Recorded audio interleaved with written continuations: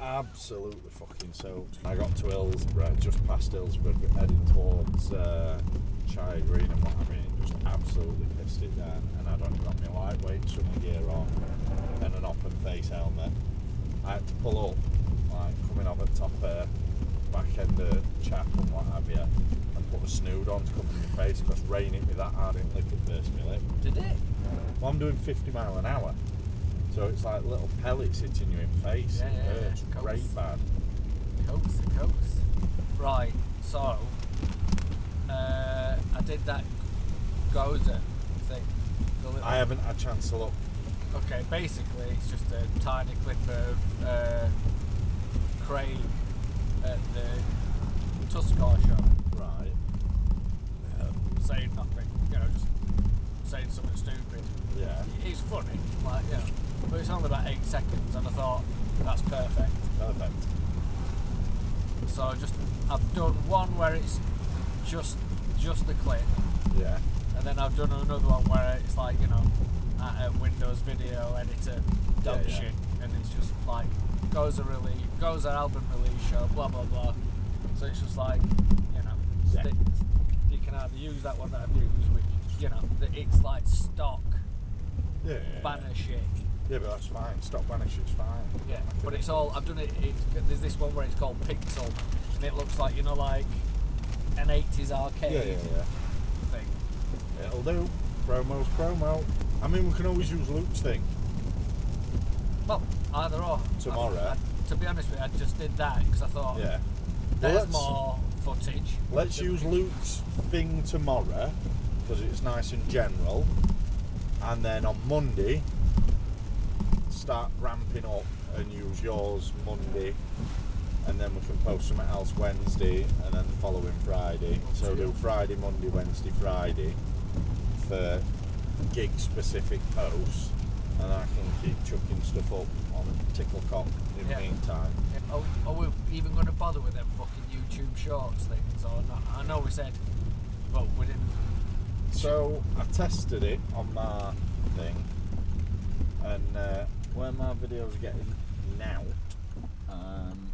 a short got 1.9k views. However, it didn't translate to anything. Because the only thing is, like, if we start doing fucking shorts as well, then it's like, what's the point in doing TikTok? Well, there is a point in doing TikTok, but then do we do them all? Well, then do we do the Facebook Reels as well? Yeah. It's a great fucking job. Job of work, yeah. I'm not fussed about YouTube. I'm inclined to I'd sack say the short shit off. Yeah. And just stick to long form for YouTube. Like, minute plus, this is an edited little video. Yeah.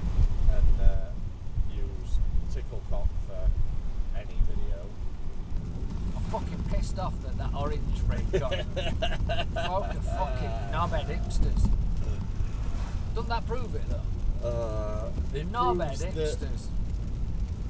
More people follow orange hashtags than they do angle hashtags. Hipsters. Yeah. And I would say there are more people that play orange amps than angle amps. I'm not saying better or worse. I'll say it. People who play orange generally are not as good as people who play fucking angle. There you go. Said it. If you play orange and you're good, tip of the hat. But you're in bad fucking company. You're in company of fucking hipsters and tashwhacks. Fucking tashwhacks. I got like over 1,000 and it like got 100 odd likes. It's like, you fucking dribblers. I don't see, like, for example, Chris Gallia. He played an orange. It didn't sound like other people that played oranges. Listen, I'm not going to get into it with you. I know what the truth is. Engel players are the better guitarist. That's just facts. Oh, come off it. You know Chris's guitar sounded good. I know nothing of the fucking sort. That Les Paul sounded mint into that orange.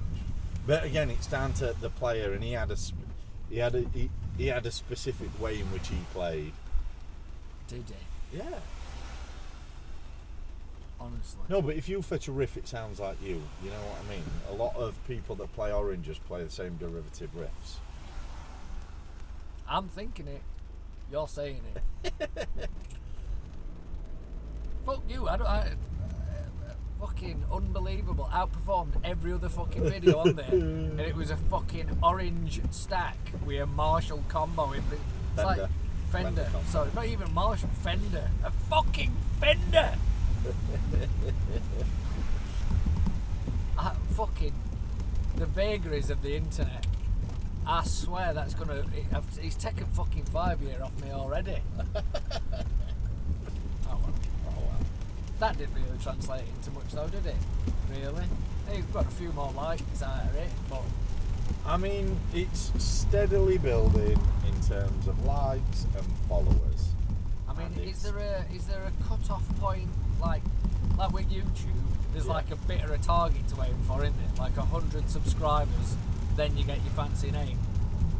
Do you know what I mean? So when you hit 1,000 followers, it then opens up the feature to do lives.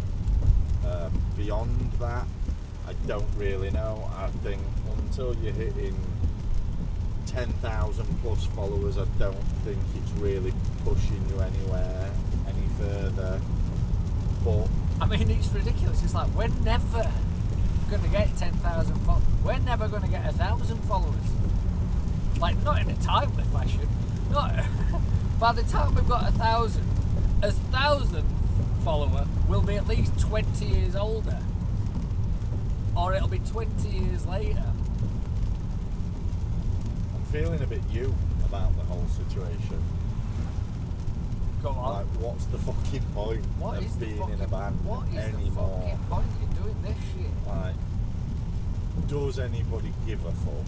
Does anybody actually want to go see bands? Answer me this. Does anybody actually listen to music? I'm telling you, we're all reeling from this post-commodity situation. Yeah. Like, we're all trying to fit into this business model that, like, does not exist anymore. See, I was talking to our lass about this earlier, and I said, like, there might be a point at which where we're just pretty much not gigging on head and just write and record and release. But her challenge back were, will it satisfy you? Will you get that? She's like, because ultimately you could get 1,000 people listening to your tunes on internet, but will that feel the same as 30 people in a room? It'll feel better. There's more chance of you getting a well-attended gig on the back of having 1,000 YouTube followers. Do you see what I'm saying? Yeah, it's like almost you've got to do an album's work for you. Got to do an album's work for you. Yeah, before you'd go and you'd gig as and nobody, you'd gig as nobody until you picked up a following, because then they would go and listen to your music. Whereas now, even now, when you say, "Oh, I'm gonna a gig to see this band," people will go and listen to the other bands on the bill and make a decision on a collective lineup of like, I'm not really interested in hearing all of that. It's not even you can't even really debate it anymore. It's like, folk don't even go to the fucking pub for a pint anymore. No. That's because, too many pubs have shut down, so you don't have a great deal of choice.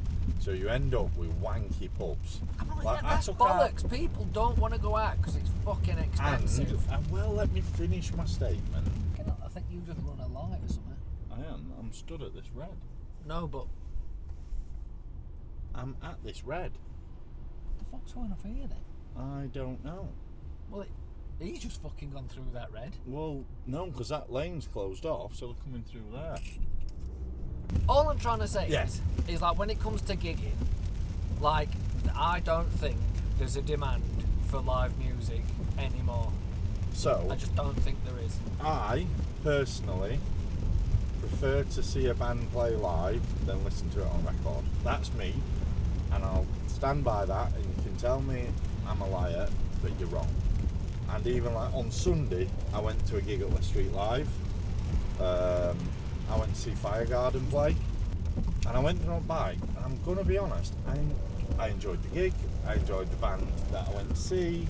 I enjoyed hanging about with my mates, and I didn't necessarily miss drinking more than the pain it would have caused me to walk to a train station. Yeah, but you're talking jump about on a yourself, train, mate. and then There's get a no taxi point back. talking about your personal journey. I'm just saying It's about, yeah. we're talking about a market industry-wide problem. Yeah. And that is why we're talking about not doing gigs. I am on board with you where I don't think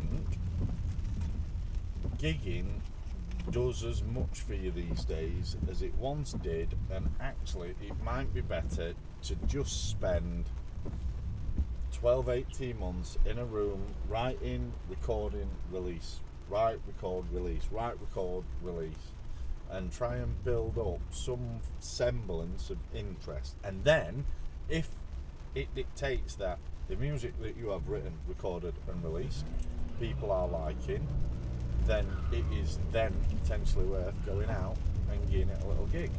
It's just as simple as this. It's like, if we get asked to play, we judge it on we judge it on the merits of the gig itself.